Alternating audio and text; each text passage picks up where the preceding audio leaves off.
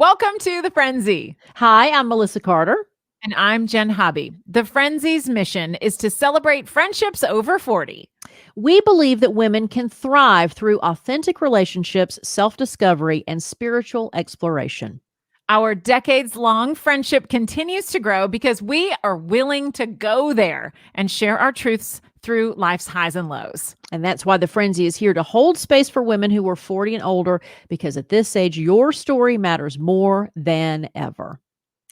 So I'm Melissa, and I thought I was healthy back in the day by smoking American Spirit cigarettes.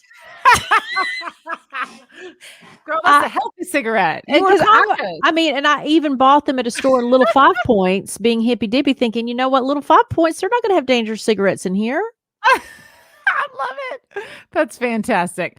I'm Jenn Hobby, and I love the smell of school supplies. Brand new fresh boxes of crayons and notebooks with nothing yet written in them. Perfect little pages. I just love it. I'll just smell them all day. I'm like that weird cheerleader from SNL who smelled her hands in her armpits. I'm like, give me that. Mary Catherine Gallagher. I can't believe I remembered her name. So give me those freshly sharpened pencils. I want to smell them. I am jealous of schools. I am jealous of school shopping, though. Yes, I do want school shopping is the best. Yeah, spiral notebooks and stuff. And I know that a certain store that's not a sponsor, is selling Trapper Keepers again. Awesome. Have you seen that? No, but I want one. I might get one for the Friendzy notes. I know, right? And one last thing, I thought I was really fancy in high school. I got the denim notebook and went to Shady Brook Mall in Columbia and had an airbrush on it. You were super cool. Super cool. Speaking of, Shady Brook Mall in Columbia, Tennessee just got demolished. Oh, I know. My heart was hurting. When's the last time you've been to a mall? Think about that. I know, right? But it was like, that's my childhood. Pirates Cove's in there. Donkey Kong's in there. Anyway, coming up on today's episode, we are celebrating new beginnings, not the old stuff, the new stuff. And it's the start of a brand new season of The Friendzy. So welcome to Season 2. Yay. Yes. Welcome to Season 2. This is exciting. It is the start of a new school year for us as moms of elementary school kids. And plus, coming up, you will meet Katherine Kise, a wellness junkie that's going to inspire you to embark on a new beginning in wellness, because it is never too late to begin. Amen, sister. And have you subscribed to the Friendzy podcast yet? I know a lot of people are like, I've listened to it. I need to catch up, whatever it is. We need you to go ahead and subscribe and leave us a review. You can subscribe on Apple Podcasts or wherever you are listening to podcasts. And if you enjoy this episode of The Friendzy, please share it with a friend of yours. We would love for more women like you over 40 to find out about our show. And Melissa Carter, we're going to dive into our new beginnings that start about halfway through the calendar year here in just a minute. But first, let's thank our sponsors.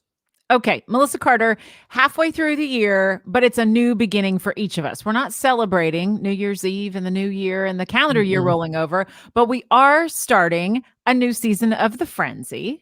And we are starting a new school year. So first of all, what does a new season of the Friendzy podcast mean to you? I think it means accomplishment on our part, because this was an idea that we thought of in my driveway, right? Mm-hmm. And we thought we would try it out and see what we thought. And, I just think that we work so naturally together, and that we're good at what we do. I mean, women need to say that. And so we created something that I think is very important. And over time, we realized this truly could be a great mission, so that women over 40 could thrive in better friendships with themselves and with other women. So I think that this means that we're on track.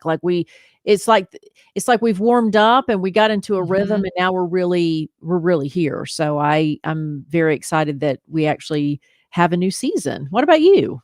I feel the same way. I feel like the Friendzy launch last year was like we were crawling, right? Like we were like maybe like a little toddler who's like 9 months old, just kind of getting their legs, and they're like wobbling around a little bit, like trying to figure things out.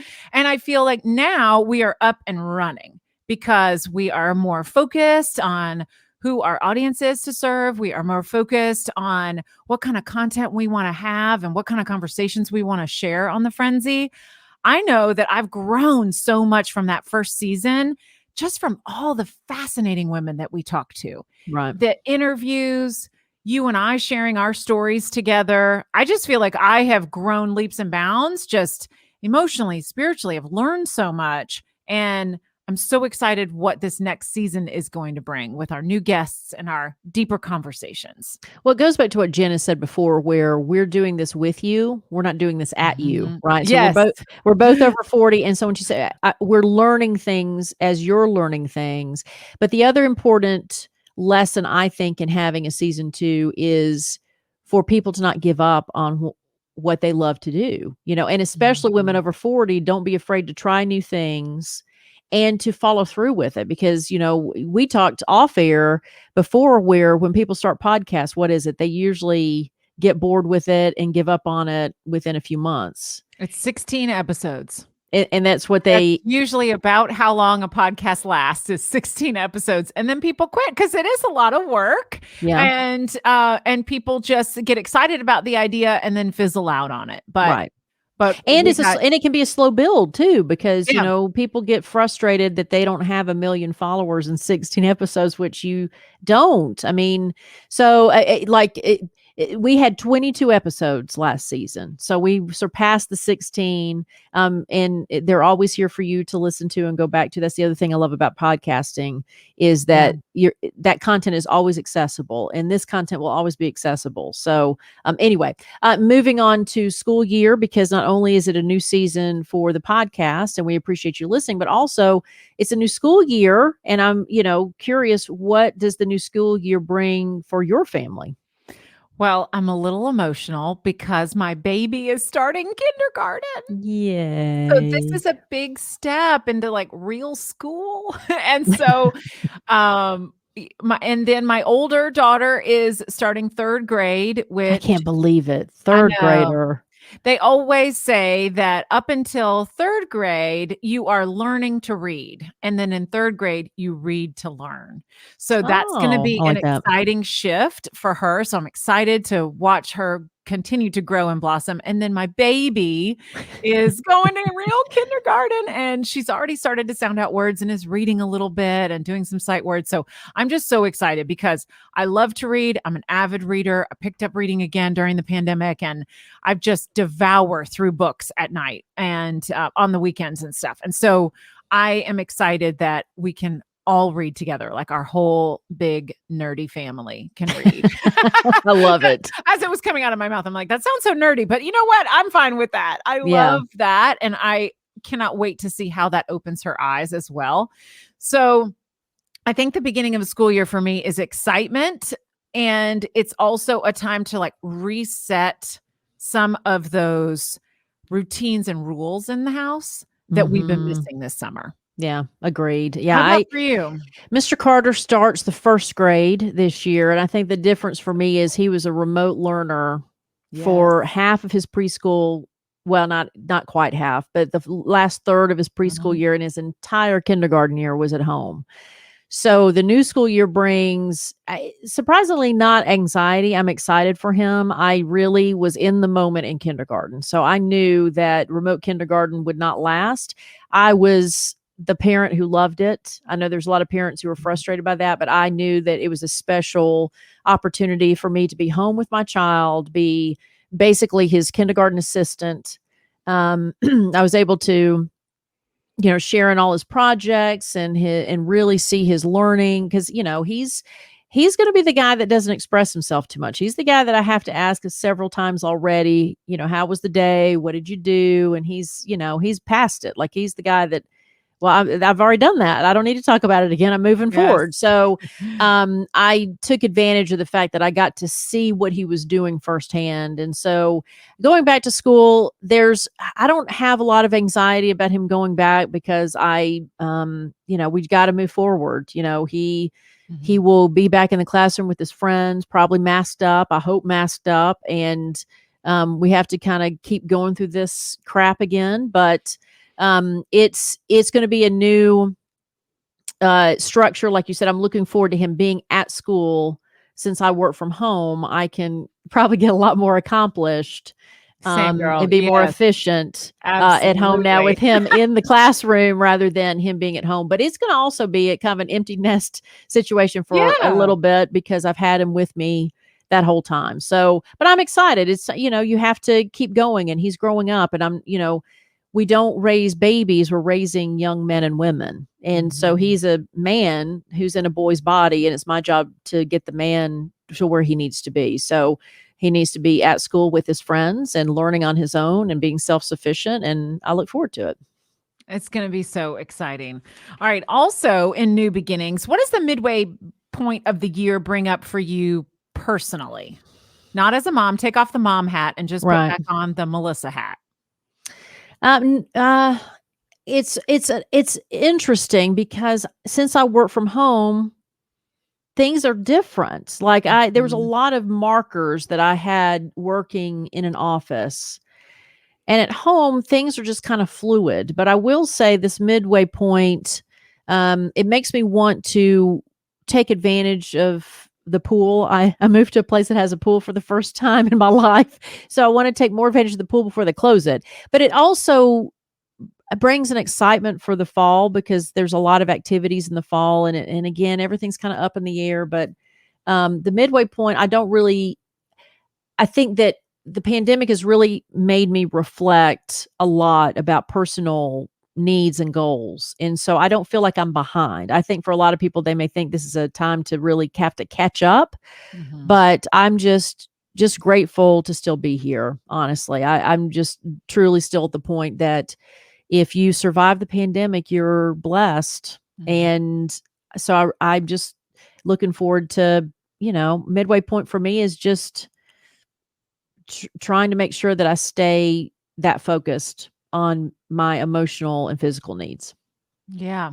I feel like priorities were realigned during COVID and all of that. And so that's my thing for the end of the year. As things get busier and we go back to school and there's more activities and there's more things going on, I want to make sure that my priorities stay in line, Mhm. that I protect our family time, that I protect our downtime, Yeah, that we don't get too overscheduled again. I'm afraid right. of the pendulum swinging right back where it was before.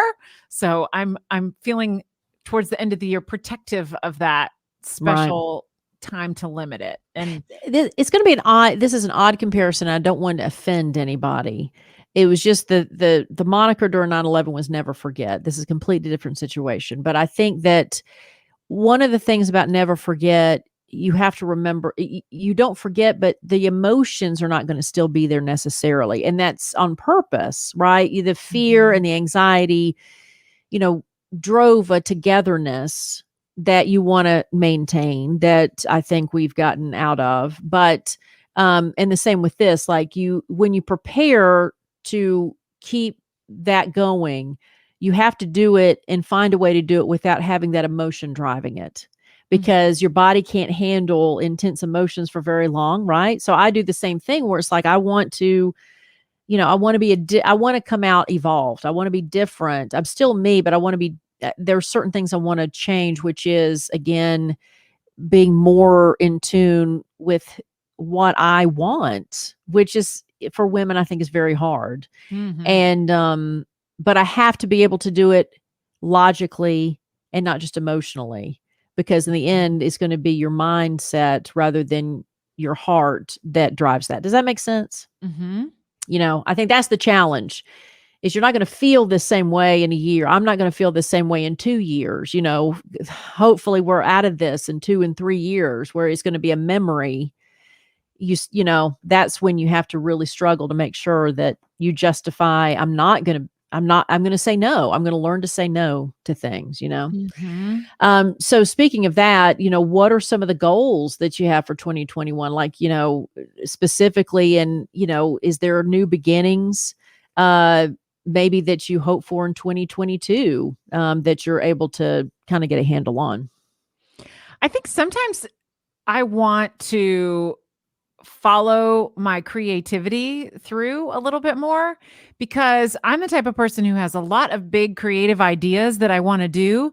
And then I end up getting kind of stuck and not finishing them. Mhm. So that would be a goal in mind for me for the end of 2021. Before 2022, follow through on some of the fun creative ideas I have and not just let them live in the idea space, but become reality. Yeah. So that's what I hope for.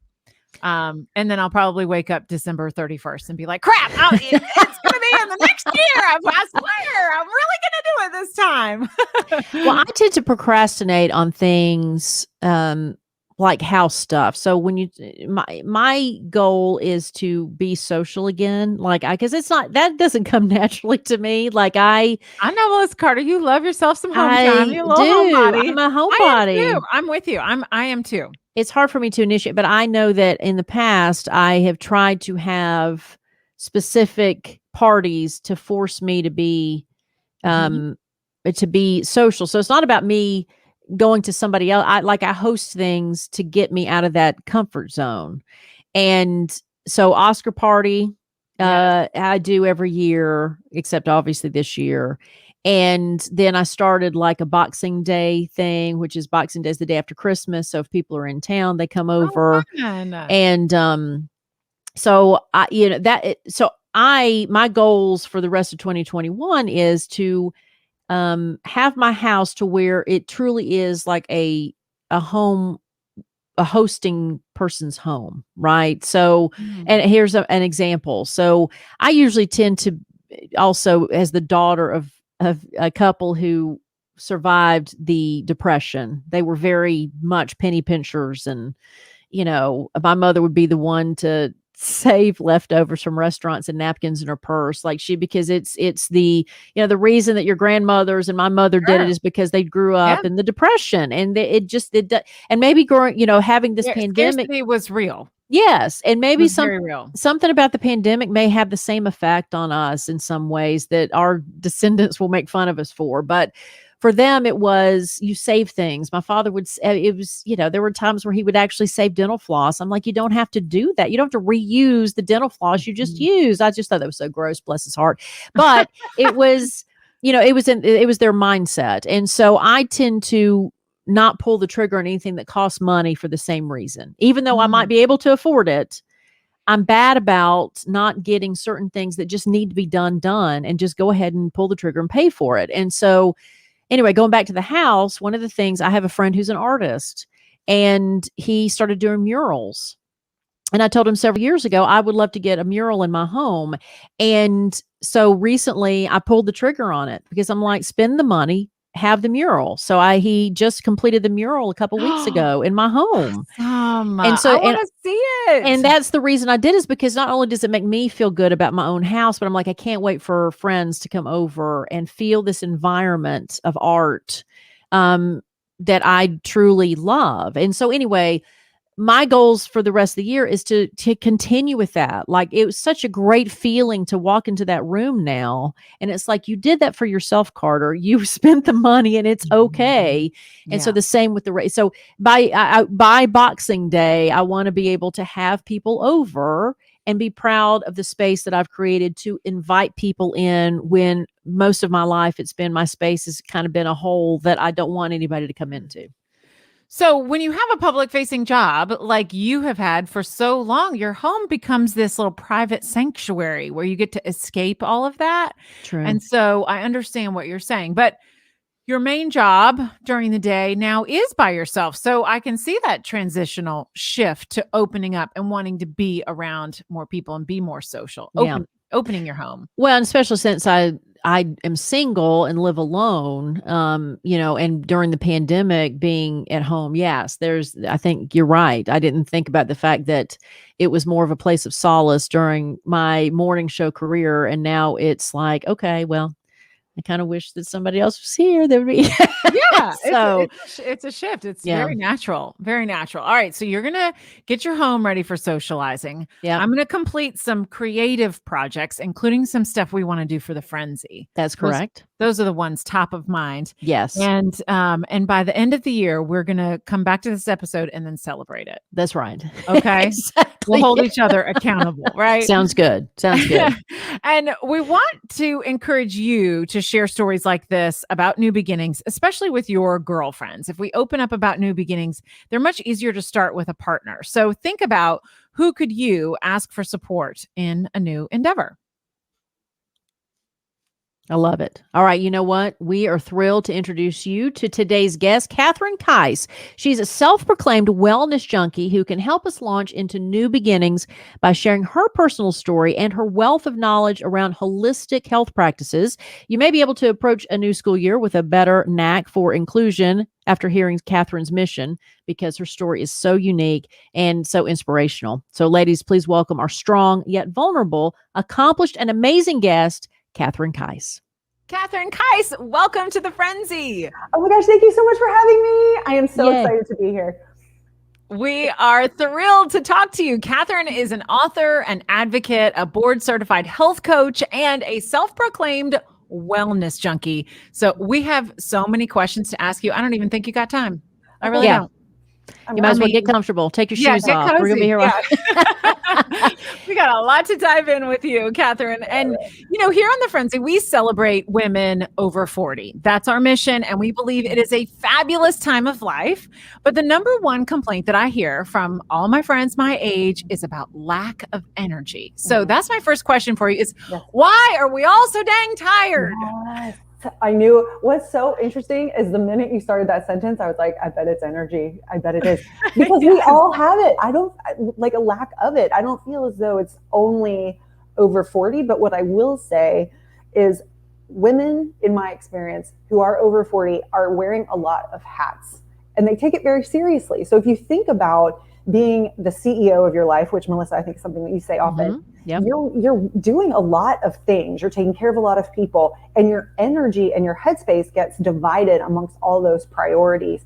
So of course you're going to be tired because you're showing up for so many people in so many ways.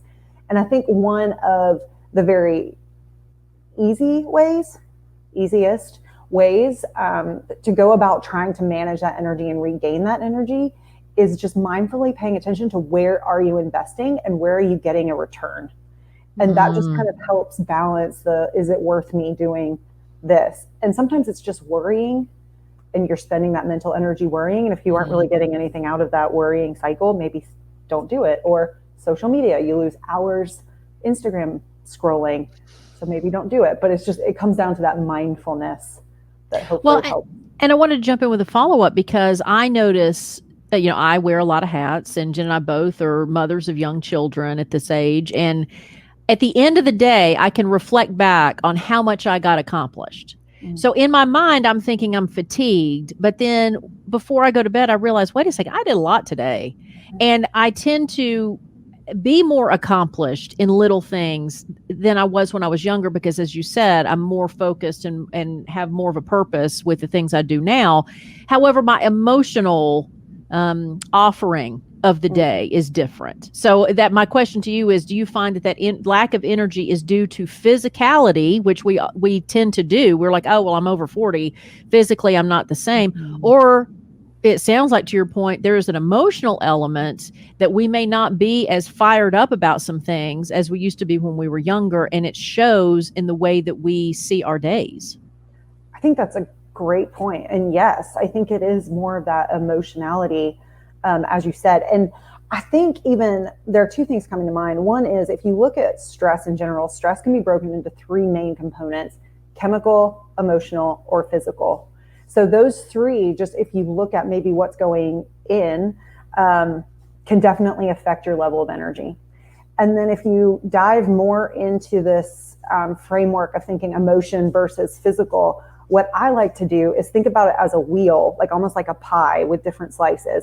And you have everything from how much physical exercise you're getting, your food and nutrition, including hydration, your financial, your social, your relationships, which is kind of social, but a little bit different, your professional, your spiritual. And if you break your world and the things where you invest yourself into these pieces, you can start to see, where are you feeling very strong and robust, and where do you feel depleted or like you're out of balance? And I feel like that kind of helps give some direction and clarity for people in a very visual, accessible way to start assessing like, oh, I feel out of whack here. Maybe that's an opportunity for me to invest more in myself or take this off my plate, things like that. So when I'm eating my son's pirate's booty as a snack instead of vegetables and I don't feel good the next day, I should understand there's a correlation there. Might be directly related. It's just a philosophy. Yes. So, Katherine, you haven't always been a wellness junkie. Can you take us down your autoimmune journey and what brought you to what you do today? Yes, absolutely. So I grew up with a food allergy. I had a nut allergy and asthma growing up, so I was fairly familiar with that. And then in my 20s, I started doing triathlons and half marathons. I was in graduate school while working full time, and I started just feeling off. And it eventually got to the point where my skin was broken out all the time. I had digestive issues. I was tired constantly. I was having balance issues. I was losing feeling in my fingers and toes and like numbness and tingling. And as many of us do in the Western world, I was seeing multiple doctors. So somebody for GI, somebody for dermatological, somebody for neurological, and then a general practitioner. And each of them had a different approach to treating my issue, but they were only treating my symptom. They weren't treating what was an underlying cause. And at the time I didn't realize that there could be an underlying cause that could result in multiple issues. So I found a doctor who was a functional medicine doctor early on when this wasn't really as popular as functional medicine has become now. And she looked at research that indicated that women of Western European descent within my age group would present symptoms of MS, which is what they thought I had, when it was actually a gluten intolerance. And so that gluten sensitivity was wreaking havoc on my body, causing a lot of gut imbalance, which then leaky gut, which then means I was not digesting nutrition from my food. I was chronically systemically inflamed. My joints hurt all the time. And my neurological system was actually kind of shutting down. So once I was able to take gluten out of my diet and understand more about how amazing your body can heal itself when given the right pieces, I was able to navigate my own health. And then I realized I was able to do this because I was lucky enough to find that doctor, but I can't be the only one going through these kinds of things. So it needs to be easier for people to be educated and to find like accessible, relatable tips that they can put into practice so they feel better, so they have more energy, so they can do the things that fill their joy jar. So I ended up becoming a health coach and developing programs for corporate wellness, small groups, and individuals to help just make this information more accessible and available.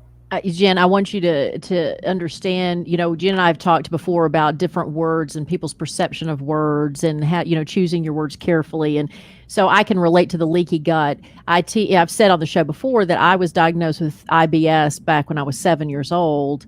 And so Jenn, like it was called spastic colon when I got diagnosed with it. Oh my gosh, then, not sexy. Not really sexy. Not then, sexy. Irritable bowel syndrome, like my bowel is just, irritated by it. So, and that's not sexy. And now they call it leaky gut. I mean, Also and so there's nothing Yeah. sexy about it. But I do appreciate, Katherine, what you're doing because, my journey with that has just been, well, eat something. If it doesn't agree with you, then don't eat it, has basically been the philosophy for most of my life. And then now they've studied it, and now there's a FODMAP and there's different things that you can follow.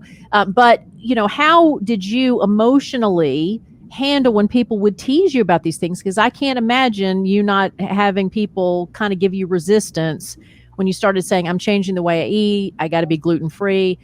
How did you handle that? That's a really great question. I felt different. I'll be honest with you. I felt very different. Growing up with a nut allergy, I also felt different because I was just more sensitive to foods. I didn't have the freedoms other kids have. And then as I was navigating a more restrictive list of foods that I could tolerate, I did get teasing. And especially around in that period of time from just that absolute excruciating pain, difficulty with so many systems, and then learning how to navigate and how to rebound, that period meant a lot of supplements that had to be taken at certain times, certain foods that people considered weird because they were very healthy. And so it took a lot of humor, I would say, to just sort of like deflect it and try to not take it in, which is very difficult. A lot of education of myself and a lot of deep work to just accept what is and accept myself that this is okay and this is part of the cards that I've been dealt for this life. And how can I somehow put this to use? And maybe that's what I'm supposed to be doing with this challenge. And if so, then those other voices or those other criticisms or whatever pale in comparison to what I could be capable of doing by healing my body and then giving this to someone else, giving the information and the coaching to somebody else. And I would also say surrounding myself with people who were sensitive to what I was going through and empathetic and supportive, friends, family, was key. Having that support system, was key. Yeah, my Katherine, dad had it. So I'm sorry, Jen. I was just saying my dad had it, and as you were talking, I thought, the fact that the head of the household kind of dictated things that he needed, and it helped me to have that. But if I had been a kid and my family had no idea what spastic colon was, still, so it is on my medical record as that, but it is important because you are the odd person out. Sorry, Jen. Oh, no, I just wanted to find out more about something you mentioned, functional medicine. It's a term that I don't really hear used a whole lot. So can you explain what that is? And if someone is going, maybe I should explore that. How do they do that? Yeah. So functional medicine is the practice of looking at least in my experience, this has been my experience of functional medicine, is a medical practitioner who has training in med school. So it would be like someone you would see as MD, and then also understands the impact of food and natural solutions, lifestyle changes, herbs, certain ways of eating, potentially even application of Ayurveda, things like that together can help the human body thrive. And so I think a lot of times we go to the doctor and we just expect to walk out with a prescription. That's how we've been wired. Or, oh, I'm sorry, this is just how it is. And functional medicine takes a look and says, okay, let's not do a prescription just yet. Let's try this, an elimination diet, for instance, rather than giving me some sort of IBS medication or MS medication. So looking at those alternatives that might help the body repair and recover without needing any sort of pharmaceutical intervention. And there are, you can Google it, functional medicine. There are multiple functional medicine doctors in the Atlanta area who are great. And then there are also a few who I just love, one of whom is Dr. Andrew Weil and Dr. Mark Hyman, who have great websites, great books, just wealths of information around natural solutions that help your body work with its natural rhythms and its natural, incredible ability to heal and recover without having to turn towards a prescription yet. And in some cases, of course, prescriptions are the way you have to go, but this at least helps find maybe a better way that you wouldn't have to go that direction if you don't have to. Yeah, Dr. Weil, he's been doing this long before it was cool to do it. So yeah, let's talk a little bit about you growing up with your allergies and your nut allergies. Now, I know that in my son's school, the school bans nuts from any entering the building. So there's no desserts or, no sugar and no nuts that I can, yes, I'm very pleased with his school doing that, but it alleviates any awkwardness with the kids who actually have the allergies. We are saving lives, but at the same time, it keeps them from having to feel self-conscious about it. Yes. But that's unique. I don't think every school system is that way. So, explain a little bit to parents who may be thinking, or grandparents who may be thinking, okay, is this just attention seeking? I mean, there weren't nut allergies when I was little. How do you address that? That's a really great point. And I'm glad that you called out the fact that kids will feel different if they are segregated in different areas. For instance, I heard a story of it was either middle school or high school, where the kids who were allergic to nuts actually had to sit at a table, and it was up on a platform. So these kids were completely isolated from the rest of the population and higher. So it was like very obvious that they were different in some capacity. In middle school and high school, those are formative years of your self-concept and your confidence and things like that.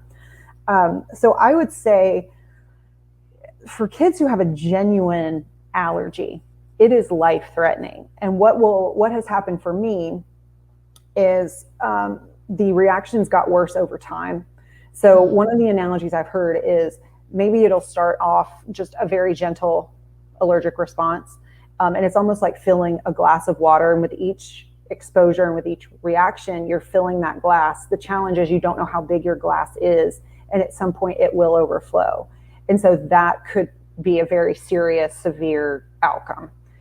So for me, I experienced very traumatic, severe reactions. And then it wasn't until I was 18 that I actually almost died from an allergic response to a nut. And a couple of times after that, the person goes into anaphylactic shock. And for those of your listeners who might not know, is a process where eventually the throat closes, the body shuts down, like you can die. So what happened? What did you eat at 18? I was working in a high school counseling office, and I was what we called peer leaders. So I was kind of like the assistant. I would go get the kids when the counselors needed them. And one of the counselors had made a friendship bread based off of a batter from somebody else. And she had brought it and she had given me a bite of it. And I didn't even swallow it. It went into my mouth and I spit it out immediately. And it apparently had a pecan flour in it. And that was enough that it sent me into such a severe reaction that my mom was driving me to the hospital and we pulled over at a fire station because my symptoms were just so bad. Benadryl wasn't touching it. Nothing was touching it. And you poor thing panicking because you can't breathe, right? Yes, right. I can't breathe and I'm breaking out in hives and everything is swelling. My ears are itching. My nose is itching. And the EMTs at the fire station said if my mom had continued to drive me, I would have died in the car. So it was a good thing that they had pulled up for it. Yeah. And that was within maybe 10 to 15 minutes. Wow. And when you put that bite of bread in your mouth, you could sense right away that something was wrong? Yep. Just as soon as it touched? It was, in that case, it was a subconscious response. There's no like rational thinking to that. It was something in my body that was like, this needs to be because out. your digestive system starts in your mouth. So your stomach is alerted to what is about to come down when in your mouth. Wow. And so obviously your body's like, we're not going to do that. I mean, and so to live with that. And so, again, in my son's school, when there's a birthday party and everything, they reiterate exactly what, not to have happen. What happened there is like, do not bring like a homemade cake that has nut in it. Like, we usually end up doing donuts or something. And, but again, it's the leadership of the school and the teachers that are instructing us, which gives it legitimacy. So I guess, this story is important for people who are listening that don't have that leadership within your classroom to be aware and to ask the questions and to be considerate, because you're, much like with this pandemic we've been through, it's like everybody else's behavior influences whether I survive or not. And so it's just, it's, people need to be aware of that instead of dismissing it as something that is non-existent, much like the pandemic as well. Yes. Well, and Katherine, I want to talk about your children's book because this is based on your childhood. Tell us about it. Oh, thank you for asking. So it is called Katie Can't Eat Nuts, and this is the book. And it's actually also illustrated by Alex. Now lives in Portugal, but he went to Georgia State, so he's also a Georgia, Atlanta resident. Fantastic. At one point, yeah. And it is about Katie, who has a nut allergy, yet she still has ordinary, extraordinary adventures. So she still goes to ballet and she plays soccer and she does make pancakes with her dad on Saturday mornings. There's also a little bit of the story that does touch on when she doesn't feel well and how she feels different, but that her group and her community includes her with being very sensitive to the snacks. She talks about the foods that she can eat to focus on the positive. And then at the end, there are activities for kids to do a word search and match her ballet slippers and find the images similar to those Highlights magazines. I don't know if you remember. Oh, Highlights, yeah. Only when I was sick and Oh, went yeah. to the doctor. Yes. We get those. Do you My get them girls in the get house? those. Yeah, we get I those. loved them. I loved them. And they were such an inspiration for me that I wanted to incorporate that in the book as well. I love And it. I'm guessing when you were growing up, there were not books like this. No. I think I was the only kid in my school who had a nut allergy, actually. I think maybe one other kid had a strawberry allergy, and it would just make her lips kind of tingle. But I was the only one who had anything like this. And I'm from Gwinnett County, which has a very large school, so it's interesting. Right. Well, and both of my nieces have nut allergies. On one side of the family, my brother's daughter is allergic to a lot of things: eggs, nuts, and dairy. So the poor child. I mean, they have to examine every single thing before she eats anything. And I've always asked, is she going to grow out of it? And then my niece on the other side of the family has a peanut allergy. And so is there a misconception that they'll grow out of it when they get older? Because it seems like what you were describing with the glass of water analogy, that it'd be the opposite. Mm-hmm. Yeah. So I actually spoke to a doctor recently, I think a few months ago, who answered this question as well. And what she spoke to is, in some cases, you can grow out of it. Tree nut allergies are not as likely to be grown out of amongst all the top 9 food allergens. It is possible, but she level sets expectations with her patients to say, just expect you won't grow out of it. And then if you do, it's a pleasant surprise versus expecting it and then trying it and potentially putting yourself in danger, or just being super disappointed that you're still allergic to nuts. Mm-hmm. Well, and again, I think that it's a better time now to have, in the case of Jenn's nieces, because there's awareness and there's books like yours. Like I was thinking, I got to get your book and donate it to my son's first grade class this fall, because it gives her an opportunity to read this book to the class and make them sensitive to the fact that, oh, it's okay that somebody, because I just think it's a part of our vernacular now where it wasn't before. So it is getting better because of people like you. But I like the fact that you have an empathy for clients who come to you because you've been through it. You're not just, again, there's a lot of skeptics out there who would think, oh, she's just on the bandwagon of all this. But no, you lived it, and you can help people authentically do this.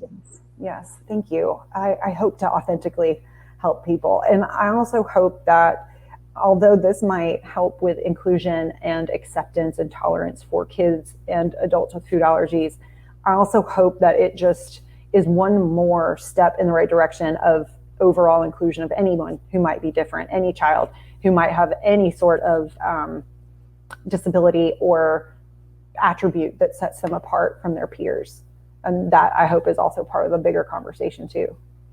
I think we are more aware of that now as parents. And I think that through books like yours, we can start to open up those conversations and really normalize differences rather than differences feeling different or weird for our kids. Now, sort of on that track, do you feel that there are more food allergies now, or are we just more aware now?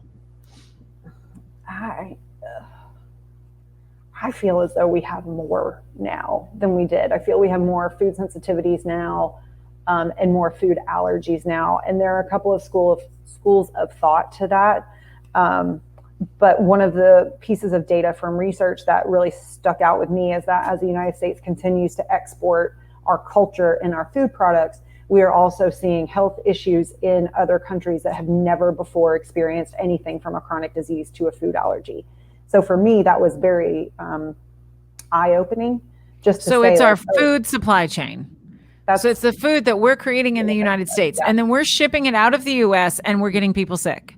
Mm-hmm. Oh, great! This is great. Well, and also, but think about it. So we've made food corporatized. Yes. I'm making up words today as I business, go along. But yes, but it's the industry. Yes, and so there is a correlation from having farms and growing your own food, and again that's people are going back to that. Restaurants are going back to that because the larger, I think it was intended for a good reason. I don't think that the corporatizing of food was meant to be evil. But I think in order to try to keep up with demand, the processes that they've put together, in my point of view, is they're not understanding the effects of that, which is gluten allergies and this allergy and that allergy. Because to me, it's like, how are they changing the way we eat? My brother talked one time about, he's a big tortilla chip fan, right? Always been big tortilla. He introduced me to Doritos back in the day, and he just is. But he had to stop eating them because he started to develop rash on his face he realized, wait a second, I'm eating these same chips he's always eaten. And, but then all of a sudden he started getting rashes, and he realized, well, maybe it's the chips. And then when he did away with the chips, his rash went away. And so he's like, okay, what did they do differently with my chips? Mm-hmm. They're not made the way they used to be made. So, I just think that sometimes I think we're like infants, infants in a rush to do things and not understanding that we need to think through. So anyway, I understand what you're saying about more allergies, because I think we're just haphazardly looking at food as not the medicine we should be thinking food as. Right. Yes. And my own experiences, nut allergies aside, because I'm allergic to nuts no matter what country I'm in. But when I've been in Western European countries that have different standards for what is allowed in cosmetics and food products, I can tolerate gluten and dairy without issue. Whereas in this country, I cannot. Wow. And I shared that with, I can't remember who I shared that with, but it was a doctor. And she was saying that she's had numerous patients who have had that experience. And there are actually much more stringent regulations and guidelines and mandates in the European Union than there are in the United States.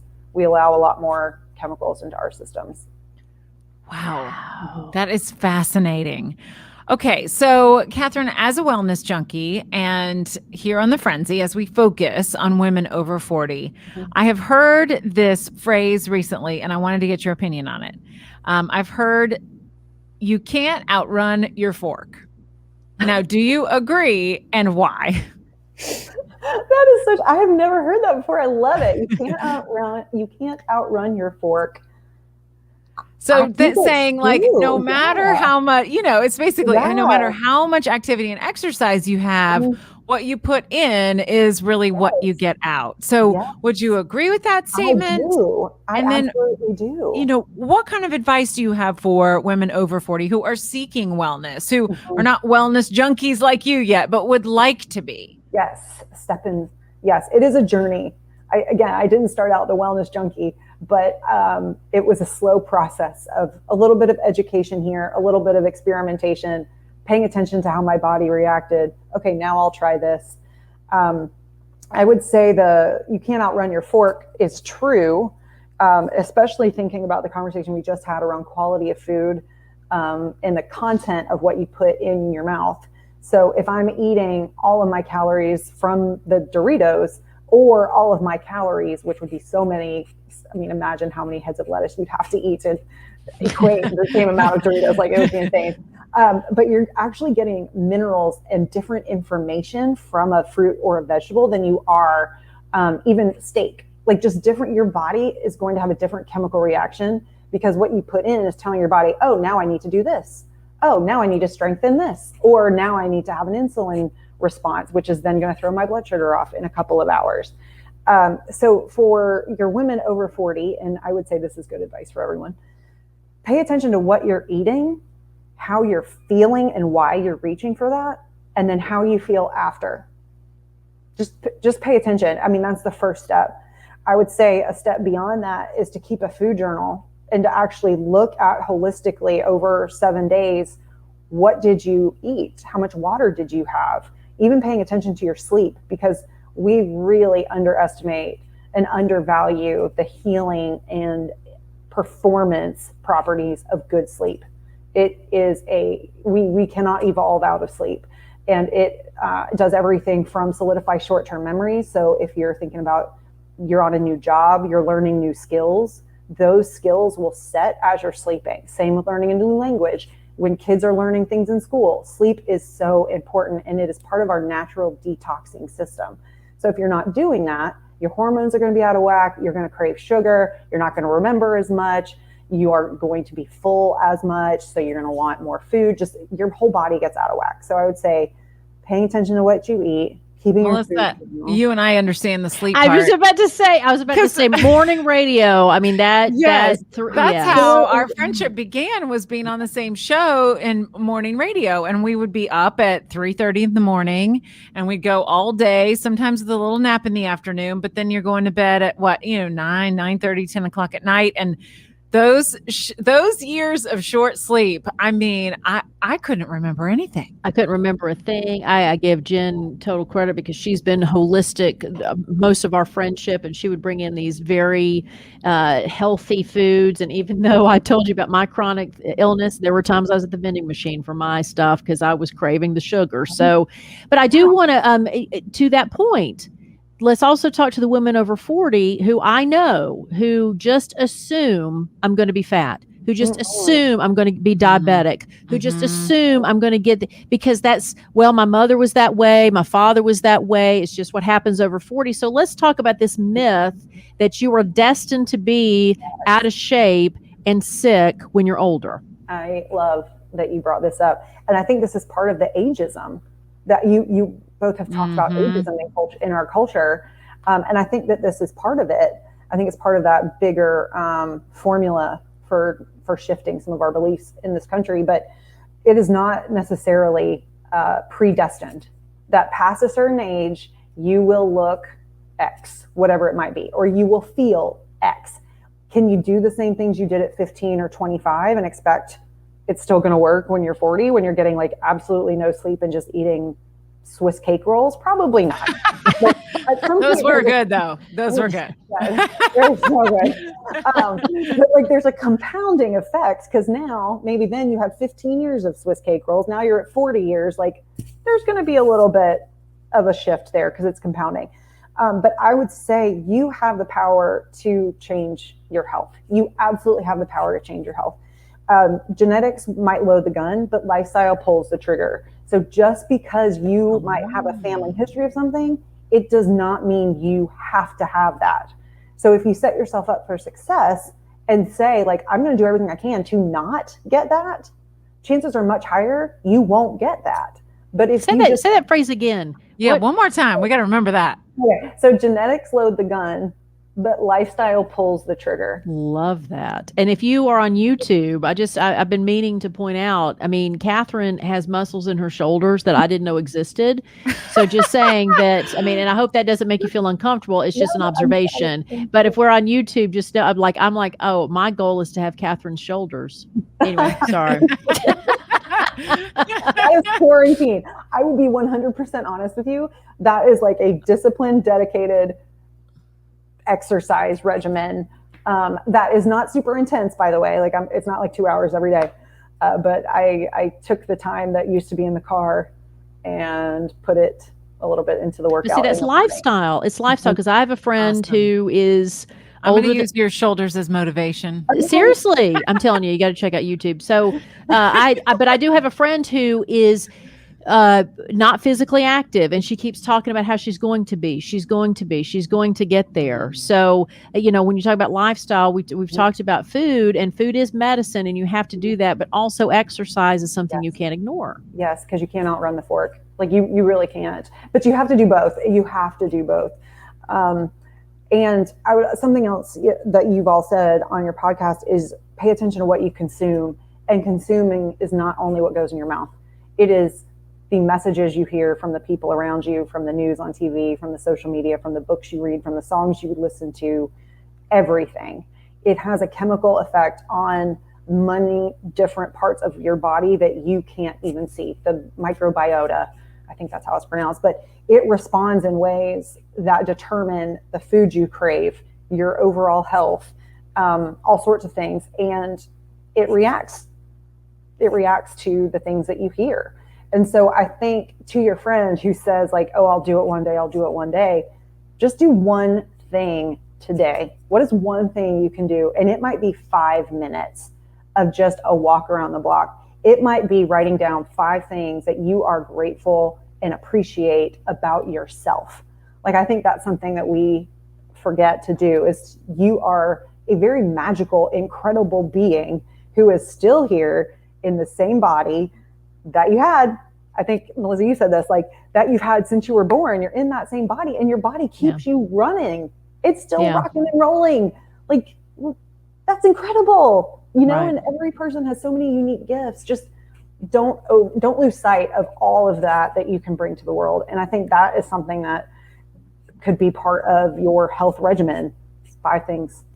What's one thing? Walk around the block, drink an extra glass of water between your cups of coffee. Don't give up the coffee. Right. And Katherine, if somebody is hearing you right now and they want individualized time with you, that's something that you provide your clients, right? That's right. Yes. Tell us about it. Yep. So from the beginning, it is all about collaborating and co-creating the plan. So I don't dictate it for anyone. I ask some questions that help them get clear on where it is they want to go and why. And the why is very, very important. So where you want to go and why, and then what are the things that stand in your way, and how can I help you get over those things? And in some cases, it's everything from you want to lose weight to your doctor says if you don't change your cholesterol, then you'll have to go on a medication, to your joints hurt and you're not sure why, and things like that. So it's taking a holistic approach, using things that are very applicable to most of us, and putting them to use for that person in a meaningful way that they can get behind and commit to. I've said to my son before the language of imagine your body's a machine and you're just having to figure out how your machine works. Your machine is not going to work like everybody else's machine. And he hates sleep. So he's asked me many times, what is the purpose of sleep? So I'm just going to have him listen to this podcast to, look, honey, there's a reason that you need to sleep. But he'll fight it his whole life. That's fine. So how can people, where can people get in touch with you if they want to be a part of your team? Yes. So I am on Instagram at Katherine Kise, KATHERINEKISE. And then also my website is katherinekise.com. All right. So Katherine, something we do before we end all of our interviews, you've heard this before, is the Friendzy 5. So now you're in the hot seat and this is what the first thing that comes to your mind. Okay. Are you ready? I'm ready. Sure you're ready. Okay. Let's do it. All right. The first question is, where is your cozy, happy place? My couch. What is your favorite framed thing in your home? I had a miniature schnauzer who passed away earlier this year, and a friend of mine took a picture of him and put it on the body of like almost a Sergeant Pepper, but it looks perfect. And it looks like an oil painting that was like really nice. And so I would say that's he's got a little suit on. Oh, sorry for your loss. Oh, thank you. That's a cute way to commemorate him. It's so much fun. Yeah. What is your most memorable birthday? That's a tough one. I have 2. I will go with when I was 16, my parents threw me a surprise party. And that to me was just the best because it's a surprise party and I was 16 and it was like a magical time. So I'll say that was the most memorable. Cute. What's a daily routine or ritual that you stick to? Working out in the morning. Shoulders. Now, look at those shoulders. I'm telling you, can tell. We already knew. We already knew. It's her arm workout. We're all jealous. Yeah, we're not trying to make you feel different than us, Katherine. We talk about inclusion. Okay, just you have exposed me to new things in my shoulders I didn't know exist. And then finally, what fashion trend did you jump on? Ooh. Any of them. Think 80s, 90s. The 90s overalls, but also athleisure. Like it's a It's a toss-up. 90s overalls. I forgot about those. Yes, nobody's brought the overalls up. 90s That's overalls. so funny. And those are the things that you left in your closet for years going, well, maybe they'll come back in. And you passed by them, right? And you're like, well, I don't want to donate them to Goodwill yet, but maybe they'll come back in. And they never did. Nope. Was still waiting on the overall Give it time. Look, I'm a child of the 80s and now kids are dressing up like me, like the old people because, it's cool. So those 90s overalls will be back. That's right. Katherine, I've learned so much. Thank you for today and spending your time with us. It has been quite a pleasure. And thank you so much for all you're doing for the kids with allergies or, special, unique things that are going on with them to make them feel included is awesome. Thank you. Thank you so much for having me. I'm just honored to to be here and be amongst Oh, your yay. Yes, y'all can find out more at KatherineKise.com. That's Kise. Of course, we'll share it in the show notes. You can also follow her on Instagram at Katherine Kise. And Jenn Hobby has this week's mirror mantra to kick off season 2. Okay, so we've talked a lot today about new beginnings, and I want you to get this in your head. It is never too late to start something new. Okay? Never. So your mirror mantra this week is to look at yourself eye to eye and say, I am the perfect age to do this. And that's anything that you want to start, whether that's a new health and wellness journey, whether that's writing a book, whether that's starting something creative, whether that's making a new friend or getting back on the dating scene. Just say to yourself, I am the perfect age to do this. I saw a story recently I wanted to share with you, and it was about this grandmother who started taking her granddaughter to martial arts classes because parents were working. They needed grandma to do the kid taxi, right? So grandma started taking the granddaughter, and she was enjoying watching this martial arts so much. And this grandmother said, you know what? I want to ask the instructor if I can do the class too. I've never taken one before, and neither has my granddaughter. So she started doing it. Fast forward a couple years, at 83 years old, she got her black belt. Atta girl, that's Right? wonderful. How amazing is that? So she started something new in her 70s because she thought she'd enjoy it with her granddaughter, and she was not going to be sitting there or tapping away on her phone while the granddaughter was in the lesson. She just happened to ask the instructor, hey, could I join this kid's class? And the instructor's like, yes, heck yeah, come on. Oh, that's wonderful. So if that granny can start martial arts in her 70s and get her black belt by 83, it's never too late to start anything. Oh, that's wonderful. And you make an excellent point, because we and watching the Olympics, we've been watching the Olympics, and we celebrate and glorify youth, which youth deserves it, but they're not the only ones that deserve it. And we, for some reason, feel like every time, especially in a sporting world,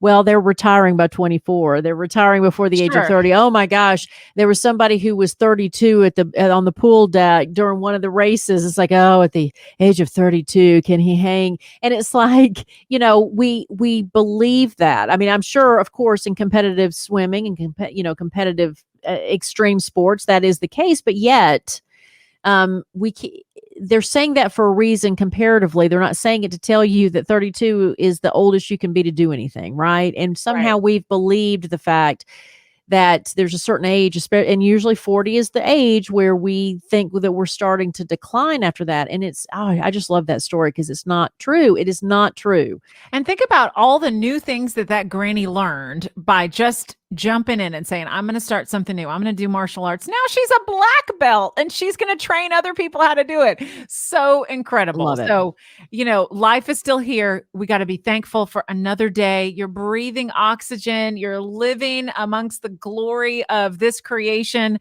So go for it. Why not? You're here. Do something. Why not? You know what? You're here. So, I mean, you might as well do something with it instead of sitting around and waiting for it to be over. I just really think that women who turn 40 and start dreading the age of 40, it's just so sad. It's a sad lack of opportunity. And that's what we're here to change with the Friendzy, which we also started, she after the age of 40, me after the age of 50. So if there's a friend of yours, that's right. So if there's a friend of yours who would enjoy this episode, we would love for you to share that with her. Plus, check out our brand new YouTube channel. We've got extended videos and interviews there. Just search The Friendzy on YouTube. And please sign up for our weekly email. We're going to send the episode right to your inbox, and we include different links to things that we have discussed. And so if you want to dive a little bit deeper into some of these topics, those are in the email newsletter. So sign up at thefriendzy.com today. And we want to thank listeners who have subscribed to our email list at thefriendzy.com. And that is Melissa Barfield, Angie Gray, and Jennifer Frederick. They don't know we're doing this, but we pay attention, and they signed up during the summer. So we really appreciate that. Thank you so much. The Friendzy is hosted and produced by Melissa Carter, that beautiful woman right there. Hello. And me, Jenn Hobby. Hottie McHottie. And sound editing by Bo Johnson. Original soundtrack produced by Tammy Hurt for Placement Music, written and recorded by Mark Daniels. The Friendzy celebrates friendships over 40. So we thank you so much for spending time with us, and we love your friendship. So until next week, trust your gut, share your story, and stop lying about your age. We got to practice. Welcome to season 2. We'll see you next time. Bye.